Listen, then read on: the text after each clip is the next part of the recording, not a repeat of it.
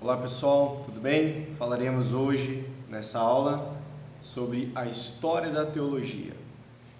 Nosso livro base para essa aula ou conversa é esta obra aqui, História da Teologia, do Bennett. Bom, História da Teologia é uma matéria que se preocupa em estudar, compreender, Ela se volta para a história das ideias que compõem o pensamento cristão e buscando, ao longo do estudo da história desse pensamento, entender como que ele foi se desenvolvendo, que momentos ele foi essencial na igreja, como que o conceito sobre esses pensamentos que dão identidade à fé cristã foram se desenvolvendo ao longo da história da igreja.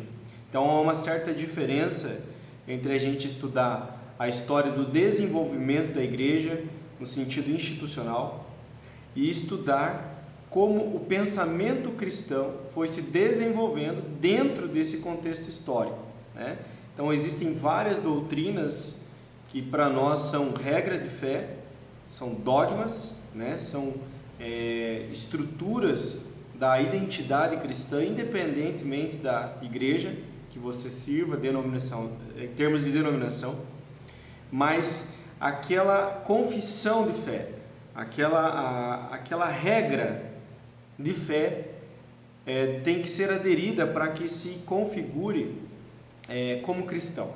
Então isso é uma coisa que foi sendo construída ao longo da história. Então a história da teologia ela vai se aplicar aí nesse sentido. E aqui, para não ficar só nas minhas palavras, o Bennett fala isso, A história da teologia é, portanto, um ramo da história das ideias. Trata das fontes da tradição cristã e examina o desenvolvimento das ideias nela refletidas. Então, um exemplo seria por que é que hoje nós cremos tanto na divindade quanto na humanidade de Jesus Cristo, reunidos em uma única só pessoa. Obviamente, esse pensamento ele passou por um desenvolvimento histórico dessa ideia, desse dogma, dessa doutrina. A igreja debateu isso ao longo da história. Então, a história da teologia vai examinar isso, esse pensamento, como que ele foi sendo desenvolvido. É óbvio que, como aponta aqui o Bennett, a ideia sobre dogma, ela tem vários pontos de vista sobre dogmas, sobre o que é realmente autoridade sobre a igreja, por que um dogma tem que ser aderido e tudo mais. Então isso aí, existe um aspecto crítico que se dedica em estudar a definição sobre dogma. Mas aqui nessa obra, ele já parte para um princípio mais básico, sem essa discussão tão crítica. Ele vai entender que o dogma usado para o estudo dessa obra que ele faz seria mais ou menos assim: um resumo condensado, fluido em terminologia, mas definido quanto ao conteúdo, ressaltando os aspectos principais da revelação cristã na forma de uma regra. Então, dogma, esse pensamento fluido em questão de conceitos, mas definido na questão de conteúdo, que passa a ser uma regra com base na revelação divina. Esta regra de fé refletiu-se nos símbolos então em uso, mas também podia ser expressa em outras formulações doutrinárias. Aparece com destaque nos escritos da Igreja Antiga não como dogma, que se desenvolve gradualmente, mas como sumário do conteúdo da Escritura. A teologia da Igreja é apresentada como explicação da regra de fé original ou que nela se considerava essencial. Então, a teologia da igreja é apresentada como conteúdo de explicação da regra de fé original ou daquilo que nela se considerava essencial. Então, muitas formulações teológicas que passaram a ser doutrinárias e dogmáticas, no seu princípio não tinham as mesmas terminologias ou conceituações, mas como ele está explicando, o conteúdo tinha uma definição que foi sendo trabalhado, foi sendo esclarecido, tendo como base as escrituras, tá certo? E dali, com o tempo, a aceitação desses conceitos passou a exercer também uma certa autoridade sobre a igreja. Bom, isso é algo só para a gente entender um pouquinho melhor sobre a perspectiva da história da teologia, o que ela se dedica em fazer. Então, fiquemos aí principalmente com essa sensação de que ela está estudando o desenvolvimento das ideias e perspectivas do pensamento da igreja, certo? Por isso é fundamental, quando você pega um autor, você entender o que ele acreditava, o que ele falava, não só a sua biografia, mas essa é uma diferença que ele faz de uma questão só descritiva, como a história muitas vezes vai fazer. Bom, e aí dentro desse todo esse desenvolvimento, existem vários momentos, várias épocas da igreja, e até me aproveitando aqui do índice do Bennett, que é uma explicação já praticamente, ele divide em algumas partes, pelo menos 3 aqui principais. Então ele vai colocar a era dos pais eclesiásticos como a primeira parte. Então, nesse período, nós estamos falando dos pais apostólicos, os apologistas, os pais antiagnósticos, teologia alexandrina, monarquianismo, que seria a questão do problema trinitário, sobre a trindade. Então, olha, vem, desde o início já da igreja, a trindade foi um tema discutido. Arianismo, concílio de Nicéia, o problema cristológico, que significa aquilo que foi debatido acerca da pessoa de Cristo e depois formulou-se a doutrina das 2 naturezas de Cristo. E o desenvolvimento do conceito de igreja, né? E vai até Agostinho, né? Então, esse seria o primeiro período aí que o Bennett usa essa divisão. Na segunda parte, ele vai pegar da Idade Média, que seria de Agostinho até Lutero, né? E na terceira parte, o período moderno, seria da Reforma até o nosso período presente, que vai passar por Lutero, Melanchthon, Zwinglio, Calvino, a teologia reformada até o Sino de Dort, e vários outros pontos aqui, ó, pietismo, iluminismo, que trouxe bastante influência sobre a teologia liberal, que está relacionada na sequência com a teologia aí do século XIX, que seria essa questão aí, depois já tendências da teologia contemporânea. Então tudo isso é você se debruçar e pensar sobre a igreja e o desenvolvimento do seu pensamento. Mas falando então dessa primeira parte, dando início aqui para aqueles que vão ver a continuidade dessas aulas e debatermos, seja às vezes por meio de um vídeo que vai estar disponível aí, ou em sala de aula, né? Começamos então falando sobre a era dos pais eclesiásticos. Se eu disse apostólicos antes, né?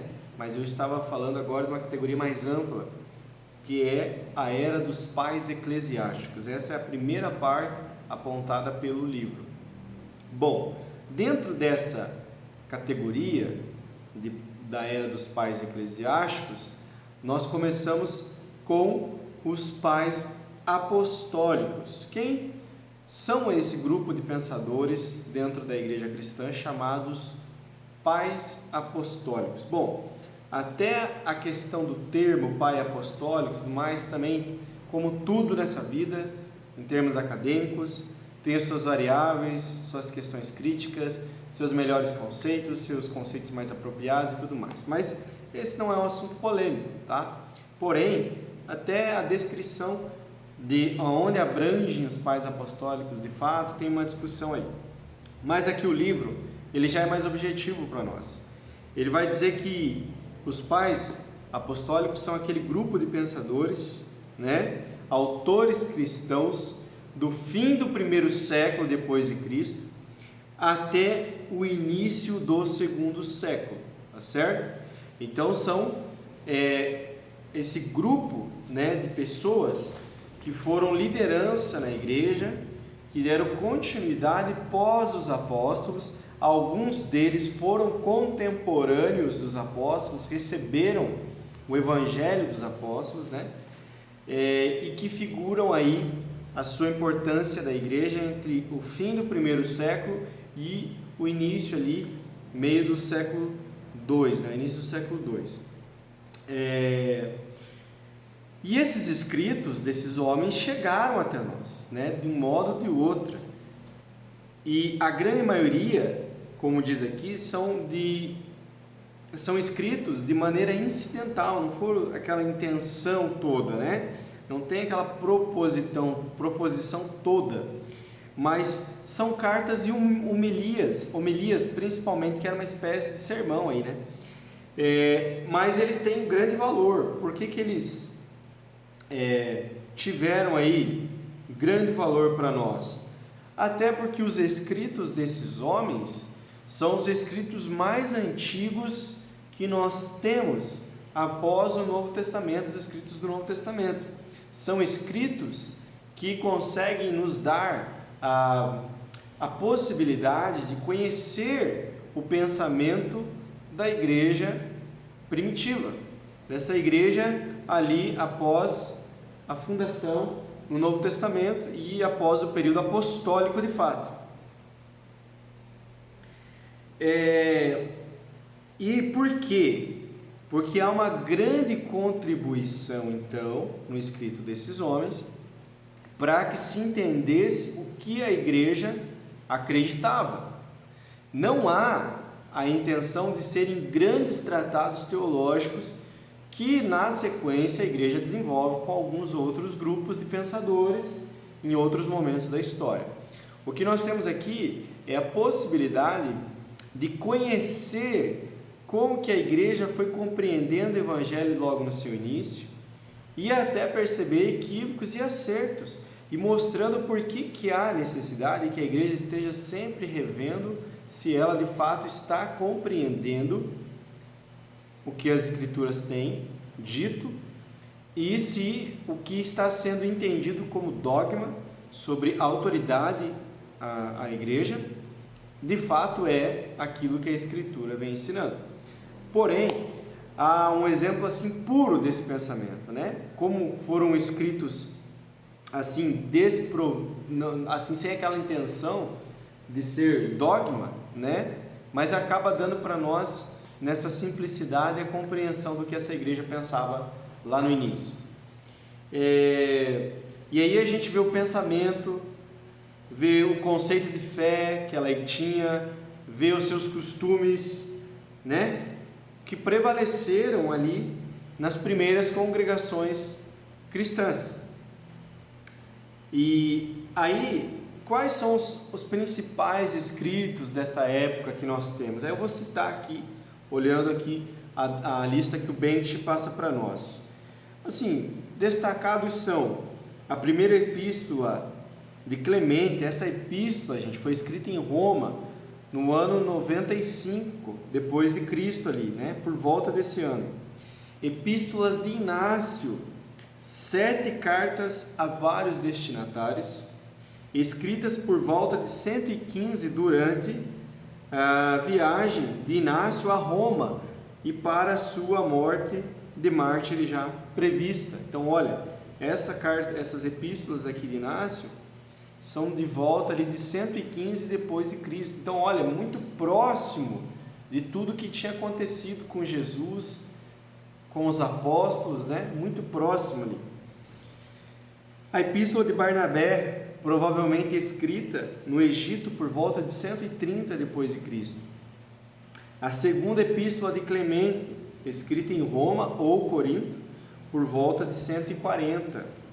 O Pastor de Hermas, que é muito famosa, escrita em Roma por volta de 150. Fragmentos de Papias, escritos em Hierápolis, na Frígia, por volta de 150. Interessante que aqui são citadas essas na obra de Eusébio e Irineu, entre outros. Eusébio de Cesareia tem uma obra muito importante que descreve muito bem o período aí da igreja primitiva.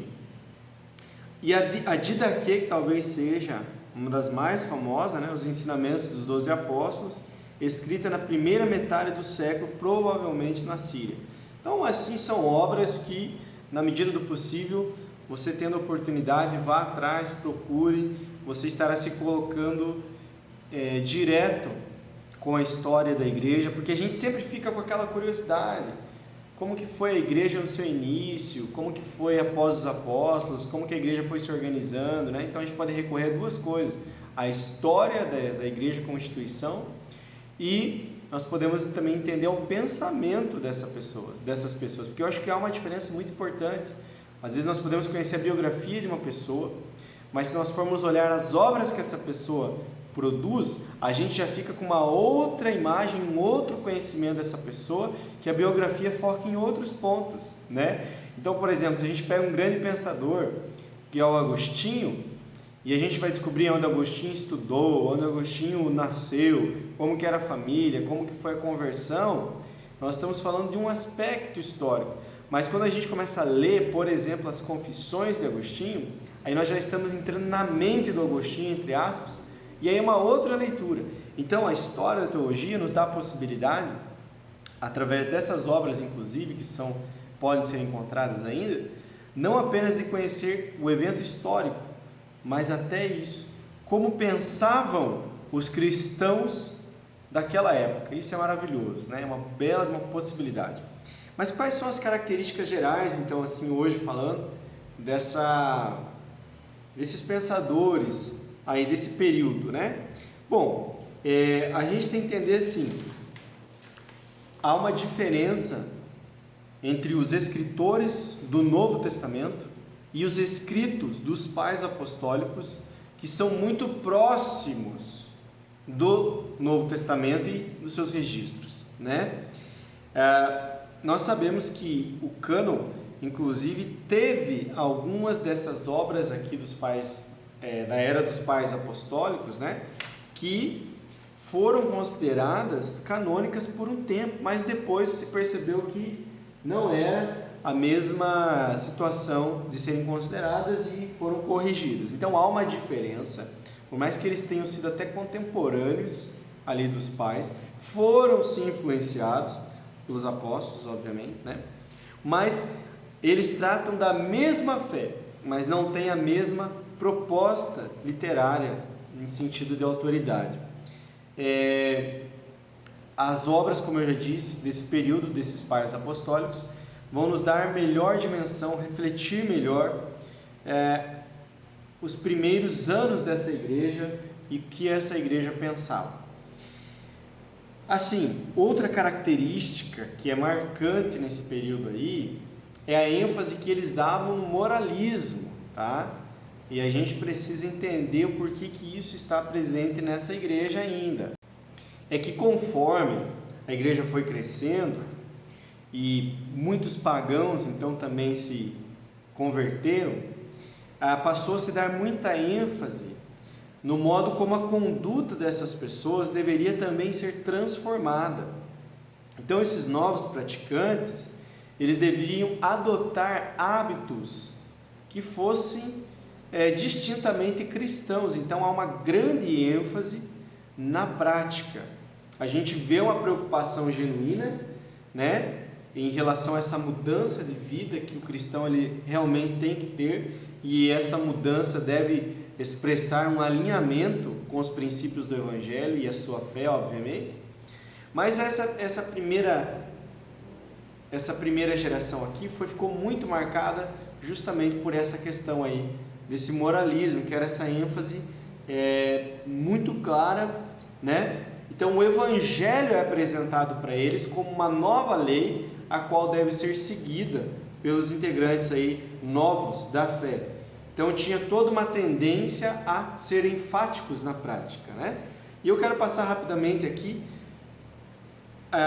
como isso ficava expresso. em alguns pontos essenciais da fé cristã. Por exemplo, justiça, que é um tema comum em toda a fé cristã, inclusive já no Antigo Testamento. Como que eles entendiam a justiça? A justiça principalmente como uma conduta de fé apropriada. Então, em vez de entender que a justiça, conforme ensina Romanos, era uma dádiva divina aplicada em todos os méritos da obra de Jesus Cristo, eles entendiam que a ênfase estava na prática de uma vida boa e acabavam um pouco se perdendo nisso, porque essa justiça era também entendida como um poder que Deus dava ao homem, capacitava o homem para fazer o que é bom, tá certo? Então, perdão e salvação, a maior ênfase não estava nisso, estava na exigência da obediência prévia para que se atingisse perdão e salvação. Então tinha ali uma certa incoerência no início, nesse período ainda, da compreensão da justiça divina. E não é só a justiça também que tinha uma visão um pouco diferente. A salvação também, ela é apresentada na maioria das vezes em termos da imortalidade e indestrutibilidade, em vez de termos de perdão de pecados. Então, outro aspecto, conforme ensina a literatura aqui para nós, muito acentuado, é a questão do conhecimento. Então, Cristo nos trouxe o conhecimento da verdade. Ele é o revelador enviado por Deus a fim de que possamos conhecer a Deus verdadeiramente e assim sermos libertos da servidão da idolatria e da falsa aliança. Então, assim feito isso, cabe a nós aí a prática, a obediência, né? Há uma relação muito próxima, assim, de dependência quase, né? A gente fica com essa sensação. Outra questão, o pecado. É descrito como corrupção, maus desejos e cativeiro sobre poder de morte, além de erro e ignorância. A ideia da culpa aqui, não é muito acentuada. Então notamos aqui, conforme a literatura diz, que há um paralelo sobre o que foi dito sobre salvação. Os pais apostólicos consideravam-na como sendo imortalidade ou iluminação decorrente da verdade, tal como se encontra em Cristo. A relação entre salvação e perdão ou redenção também se encontra neles, né? Especialmente lá no escrito Barnabé, mas não ocupa o mesmo lugar que em Paulo ou, por exemplo, na tradição protestante. Então, associa-se a salvação à vida física, em termos de libertação da morte e corrupção. Luz e vida, que formam o seu conteúdo, relacionam-se com a lei. O caminho da obediência é o caminho da vida. E a questão da graça também sofre bastante aqui, porque entre os pais apostólicos, o homem é justificado por graça, não devido à força de suas próprias obras, né? Aqui é o que a gente sabe a respeito da obra de Cristo. Entre os pais apostólicos, esse conceito neotestamentário dessa graça é considerada um dom de Deus que outorga ao homem por intermédio de Cristo. Este dom, que algumas vezes é situado na mesma categoria de conhecimento, que chegou até nós por meio de Cristo, é imaginado, isso eu gostaria que você prestasse bem atenção, a graça é entendida como um poder, tá? Um poder interno associado com o Espírito Santo, pelo qual o homem pode buscar a justiça e andar no caminho da nova obediência. A graça é, por seguinte, um pressuposto necessário à salvação, mas não no sentido do Novo Testamento, que é o justiça de Deus outorgado aos que creem. Então a salvação é por fé, é por graça e é por fé. Já os pais apostólicos, pelo contrário, dizem que a graça confere o poder pelo qual o homem pode alcançar a justiça afinal de ser salvo, ao fim de ser salvo. Então, gente, aqui já entendendo um pouquinho o pensamento desse pessoal, a gente já percebe algumas diferenças daquilo que a igreja acabou entendendo no futuro. Mas isso é a história da teologia, né? Aqui são só características gerais. Dá para a gente falar aí na próxima conceito das Escrituras, a doutrina de Deus e a cristologia e o conceito de igreja e escatologia. Depois tem os apologistas, mas aqui é uma introdução aos pais apostólicos, umas características gerais dos seus pensamentos, e para você ter mais profundidade, você pode aí pesquisar e se aprofundar. Um abraço, galera. Valeu!